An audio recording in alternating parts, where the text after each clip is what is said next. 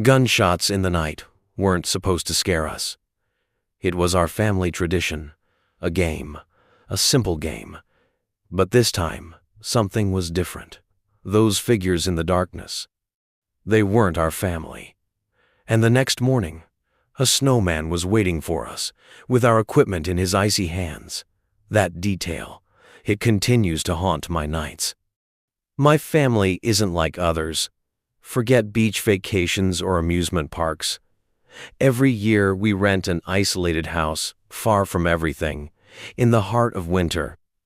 That year, it was an old mansion buried deep in the Vermont woods.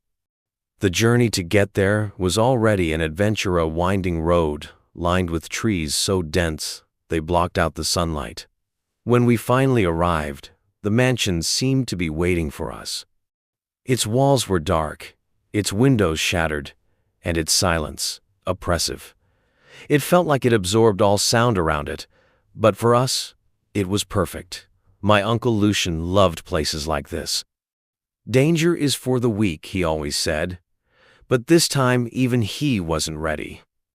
Every year, our strangest tradition was a nighttime game of laser tag, not a child's game. My Uncle Lucian, an ex-military man, had modified the equipment to make it more realistic. The lasers vibrated, and the vests responded to even the slightest hit.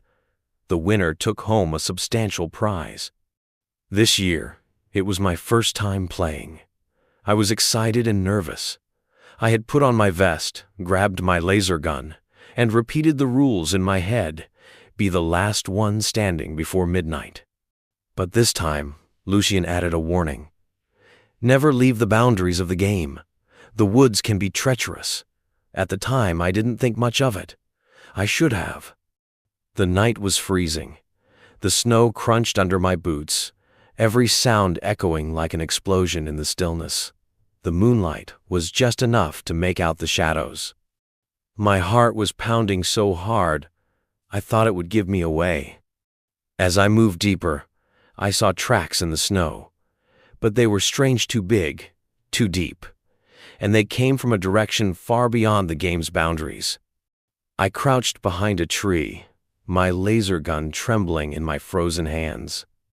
Suddenly, a red light blinked on my vest. I was hit. But something wasn't right.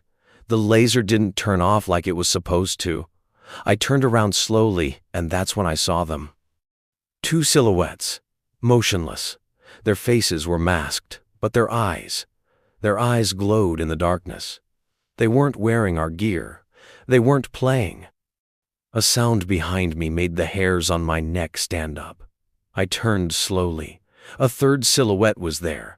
It held a black garbage bag in one hand and a knife in the other. I didn't think. I just ran.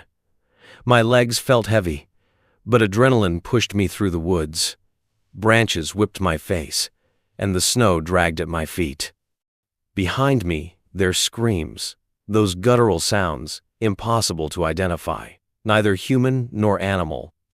They weren't trying to catch me quickly. They were playing. They were taking their time, savoring the chase.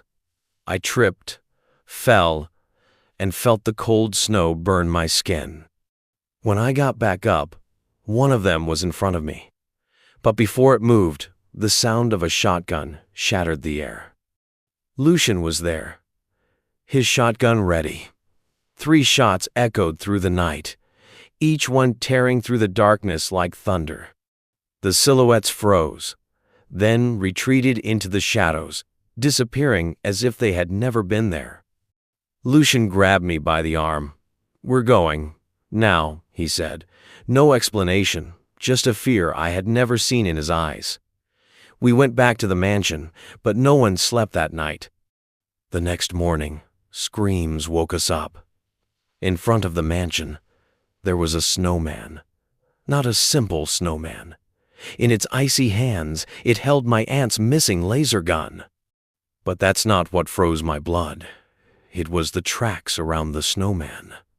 They didn't lead anywhere. It was as if whoever had built it had vanished into thin air.